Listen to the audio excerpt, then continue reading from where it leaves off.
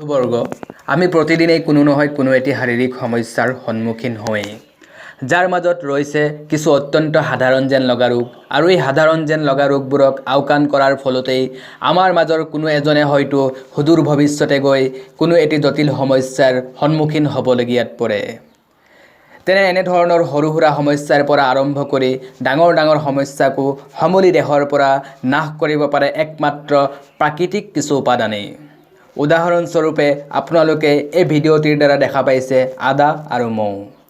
আৰু এই দুই প্ৰাকৃতিক উপাদানৰ দ্বাৰা কেনেকৈ মিশ্ৰণ তৈয়াৰী কৰা হয় আৰু এই মিশ্ৰণৰ দ্বাৰা আপোনালোকে কি ৰোগৰ পৰা উপশম পাব পাৰিব তাকে দেখুৱাৰ এটি যত্ন আপোনালোকৰ আগত বন্ধুবৰ্গ আপোনালোকে চাই আছে হেলদি অসম চেনেলটি এতিয়াও যদি সাবস্ক্ৰাইব কৰা নাই কৰি লওক লগতে বেল আইকনটিও প্ৰেছ কৰি লওক যাতে নিত্য নতুন এনে ধৰণৰ স্বাস্থ্যৰ লগত জড়িত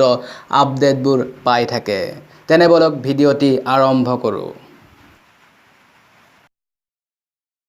পোনপ্ৰথমে আপুনি আদাৰ টুকুৰা এটি লৈ বাকলি চলিয়াই এনেদৰে পৰিষ্কাৰ কৰি লওক পাছত আদাখিনি এনেদৰে বটি লওক থেতালি লওক বা মিক্সিত গ্ৰাইণ্ড কৰি লওক যাতে ৰস উলিওৱাত আপোনাৰ সহজ হয় নতুবা এনেদৰে বনাই লোৱা পেষ্টখিনিও আপুনি ব্যৱহাৰ কৰিব পাৰে এয়া মৌজোল ঘৰুৱা হ'লে খুবেই ভাল আৰু নাথাকিলে বজাৰত একেবাৰে সহজলভ্য এনে মৌজোল ক্ৰয় কৰি ল'ব পাৰে প্ৰচিডিউৰটি একেবাৰে সহজ মৌজোল 1 চাহ চামুচ নতুবা 1.5 চামুচ এনেদৰে এটি পৰিষ্কাৰ পাত্ৰত লওক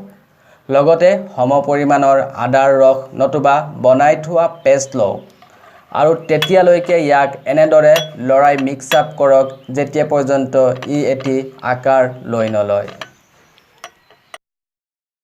দেখা পাইছেই উপকৰণটি ক্ৰমান্বয়ে ব্যৱহাৰৰ বাবে উপযোগী হৈ পৰিছে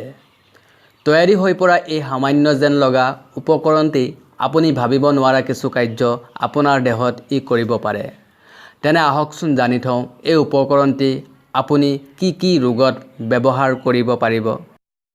শ্বাস প্ৰশ্বাসজনিত ৰোগত এই মিশ্ৰণটি খালে উপশম পোৱা যায়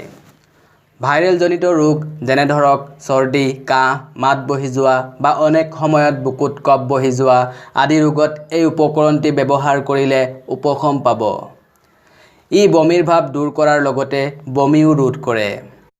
এই উপকৰণটিত বিদ্যমান প্ৰচুৰ পৰিমাণৰ এন্টিঅক্সিডেণ্টে শৰীৰৰ টক্সিক দূৰ কৰাৰ লগতে দেহত কেন্সাৰ প্ৰতিৰোধ ক্ষমতা গঢ়ি তোলে ই খাদ্য হজম হোৱাত সহায় কৰে হাৰ্টৰ কৰ্মক্ষমতা বৃদ্ধি কৰাৰ লগতে হাৰ্ট সুস্থ কৰি ৰাখে মহিলাৰ ঋতুস্ৰাৱৰ সময়ত হোৱা তলপেটৰ বিষত এই উপকৰণটি খালে উপশম পোৱা যায় মাইগ্ৰেনৰ সমস্যা দূৰ কৰে আৰু লগতে মানৱ শৰীৰৰ ৰোগ প্ৰতিৰোধ ক্ষমতা ই বৃদ্ধি কৰে তেনে বন্ধুবৰ্গ ভিডিঅ'টি কেনে পালে কমেণ্টত জনাব লাইক কৰিব শ্বেয়াৰ কৰিব লগতে চেনেলটি সাবস্ক্ৰাইব কৰি ল'ব যাতে আপোনাৰ লগতে অন্যজনো এই ভিডিঅ'টিৰ দ্বাৰা উপকৃত হয় ধন্যবাদ